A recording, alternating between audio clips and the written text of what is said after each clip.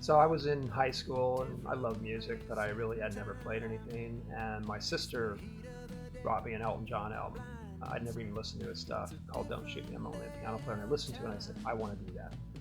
And so I started fooling around my senior year of high school, went to college, and that's when I got serious. That's when he was in his heyday, and he just blew me away. This was when he was on top. And I just started playing in the basement of the dorm and pounding stuff out and taught myself to play. I don't really know how I taught myself to play.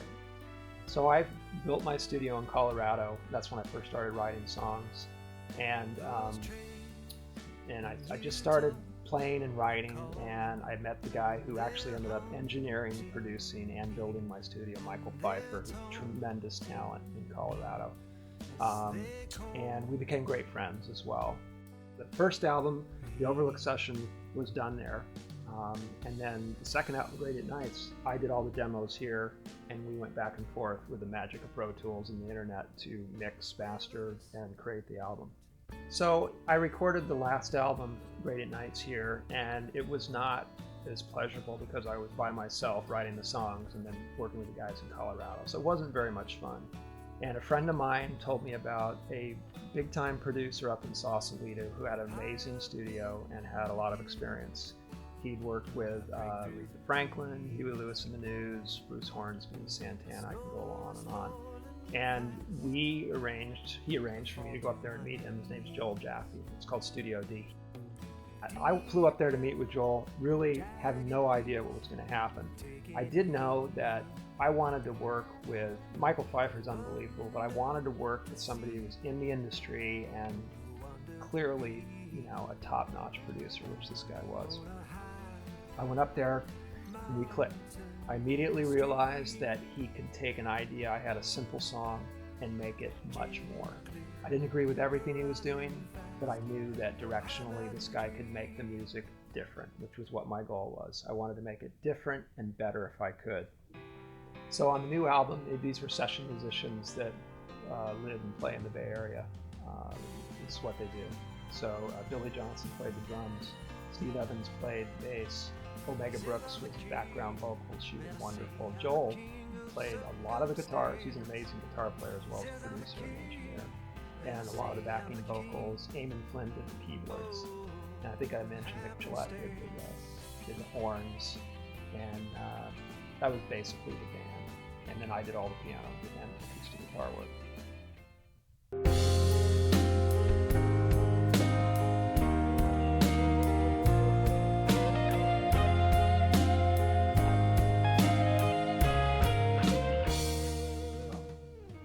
So Grayling was probably one of the last songs that I wrote for the album, but there's some weird karma here that I want to share. I was staying at the Hotel Sausalito the whole time I was recording up there, which is an interesting old boutique hotel. And when I was up there in the middle of the sessions, I started having nightmares, dreams about Dan Fogelberg. I had never had him before, there's nothing twisted here, but I had 3 nights in a row really weird, bizarre dreams. And so the third night, I woke up in the middle of the night and I wrote this song. And I went into the studio that next morning, found the intern, went in before everybody else, and the music came instantly. And so I had this song, and I never had the dream again.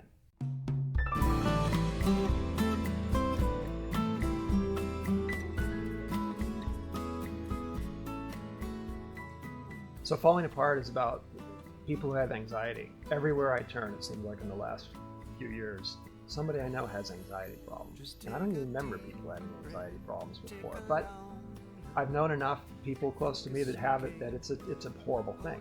This song started out, this is another example of what's different, what Joel brought to the table. This was a very simple set of chord progressions on guitar that I brought to him and played to him. And when you listen to the song now, it is a sweeping, lush, really involved song. So he was able to take a simple idea and a simple lyric and make it into something that was way more than I could have.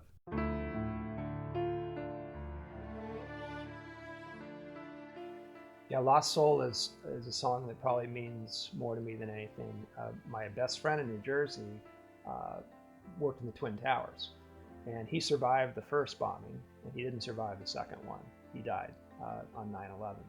and it was horrific, and it was real. I was living in Colorado at the time, but that song is about him and his family. He had a wife and 3 young children, and it was very tough to deal with. So for that song, because I wanted it to be special in Colorado, I brought in 14 members of the Colorado Symphony Orchestra, and I worked with an arranger named Dave Hansen, and we wrote the arrangement around the piano song that I wrote. And it was unbelievably satisfying to sit there with the CSO and watch them play this song, and the way it turned out is the sweeping arrangement is pretty amazing. So that song holds a really good place in my heart.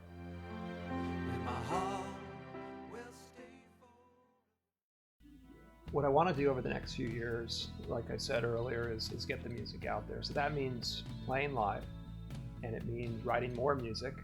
I want to do future albums, and wherever it takes me, it takes me. There's no specific timeline. There's no specific goal per se. I'm not trying to be a rock star. It's too late for that.